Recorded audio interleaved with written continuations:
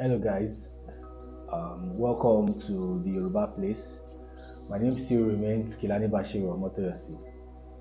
Today is not going to be our regular Yoruba speaking content, but we are actually right on track. Just like last content we dropped about some particular names, like I said, we are going to be looking at some names that have been adopted or that were gotten in Yoruba land.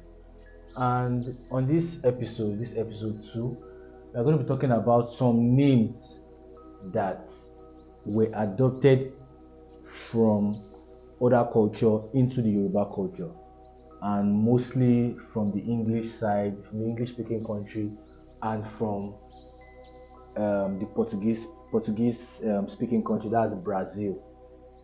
As we all know that back in 1800s, when different of our forefathers were taken on this slave journey, some of them got themselves in Bahia in Brazil, while others found themselves in Sierra Leone.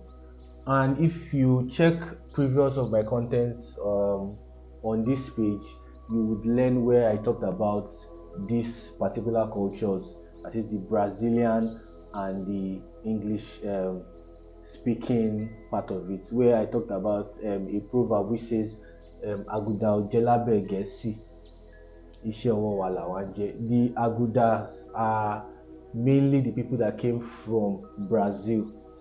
They call them the Agudas, while the Gesi are like the Anglican Protestants, that's like they are the English. Most of them came from Sierra Leone back to Nigeria.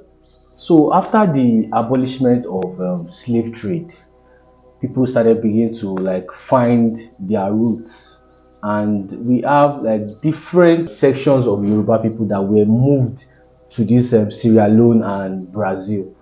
So most of them, while coming back to their roots, some branched the Gold Coast, which is today is known as Ghana, some the Dahomey, which in today's world are known as the Benin Republic.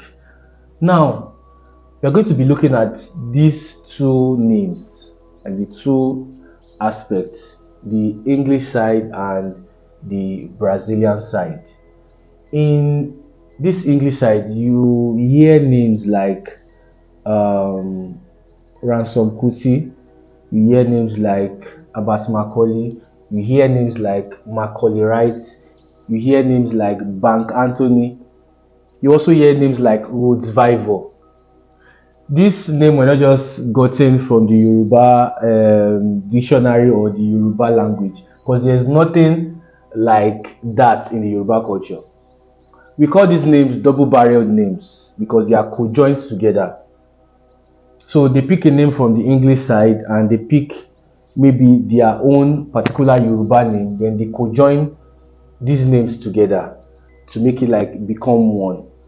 So that was how they were able to like get these double-barreled names that in today's world they actually still use it. And then we have other single names that are now often used as surnames.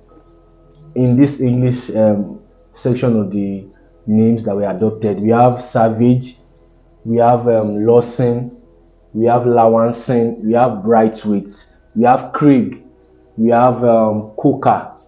So these names were adopted, and generations down to generations, these names are still in existence. We also have Vaughn.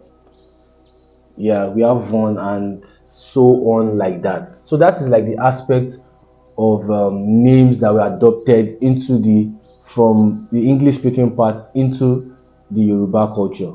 Now let's look at the Brazilian side of this particular name. The same way the English names were adopted into this Yoruba culture and tradition is the same way the Brazilian names were also adopted. And you might wonder why most of the people who bears these names are actually Lagosians, or they claim to be from Lagos. Because while we know some of them might be from Egba, Some might be from Ijesha, Ekiti, and Ondo.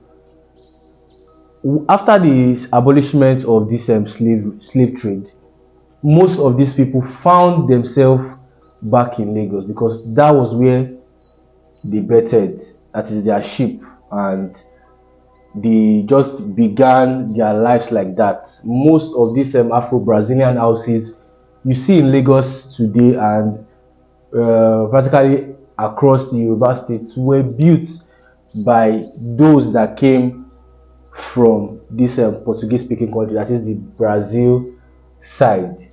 These mansions you see in Igboshere in Lagos Island, Isaleko, were built by these Agudas because that was their, like, the handworks most of them picked when they were in Brazil. Now let's look at the names that were adopted from the Brazil. You hear names like Domingo, you hear names like Fernandez, you hear names like De Souza, you hear names like Cardoso, you hear names like Da-Silva, you hear names like Da-Rocha.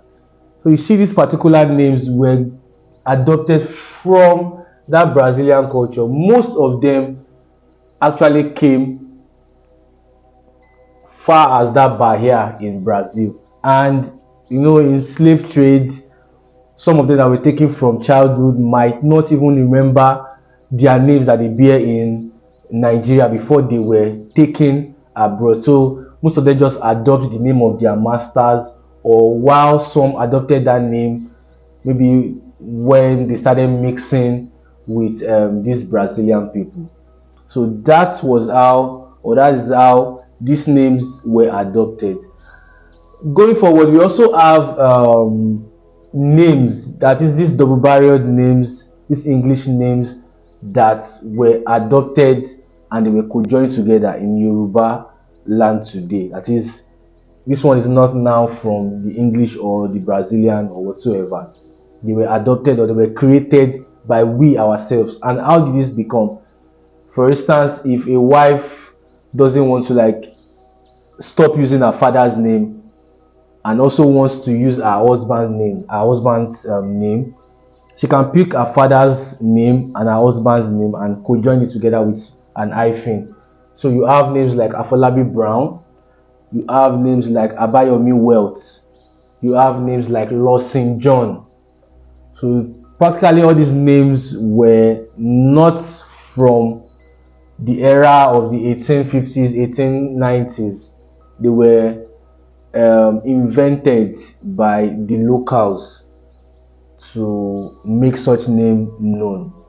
So I hope with this little information, you guys have been able to learn how these names have been adopted from the Brazilian culture, how people get to bear some certain names that are not Yoruba inclined.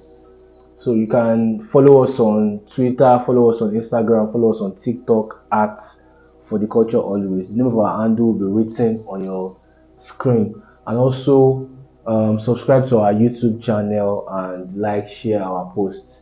Thank you very much. My name still remains Kilani Bashir Omotoyosi. See you on another episode. Thank you.